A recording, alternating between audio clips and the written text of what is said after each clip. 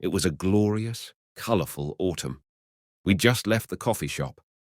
When we walked by, she had giggled and pulled me inside, saying, "Come on, let's be basic white girls and get some pumpkin spice." I don't like coffee. I never had. But when she handed me my cup and looked into my eyes while I tried it, it was the best thing I'd ever tasted.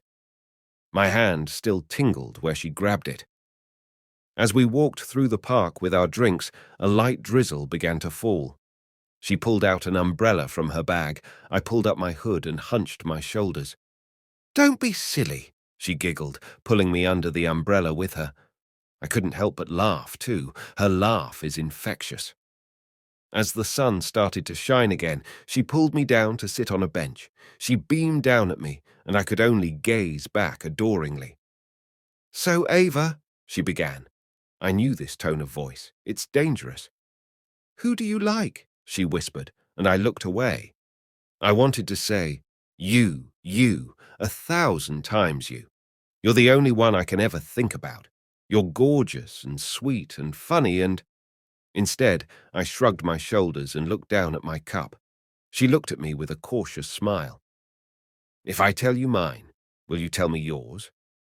"Okay," I said. "The person I like is you." I dropped my drink. "I've been wanting to tell you for a while, though. I know you're not interested in me," but I put my hand over her mouth. She looks at me in surprise. I take a deep breath.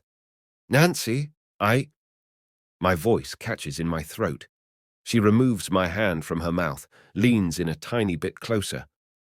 "What is it?" she asks, looking concerned.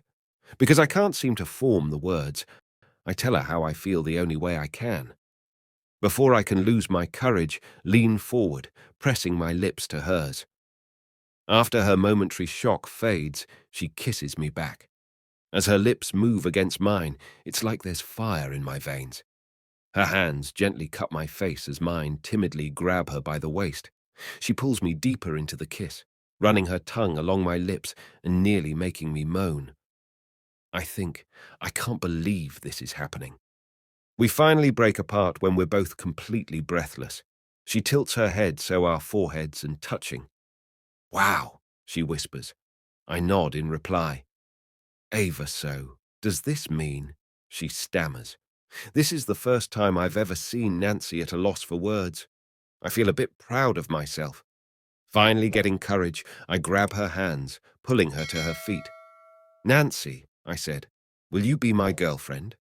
She squeals, jumping up and down in that way that I always thought was simply adorable, but was never able to tell her.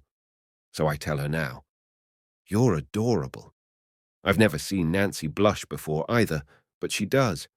She pulls me into a hug, and I rest my head on her shoulder. "So, is that a yes?"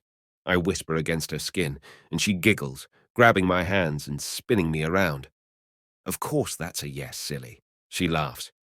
"Good," I say, "because now I can do this again." I press my lips to hers, and it's like everything else in the world fades.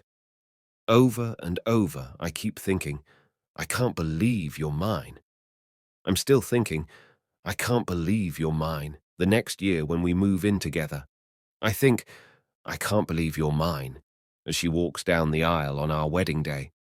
But the biggest, I can't believe you're mine, is when she holds our daughter for the first time. I didn't think it was possible to love someone more every day, but Nancy proved that wrong.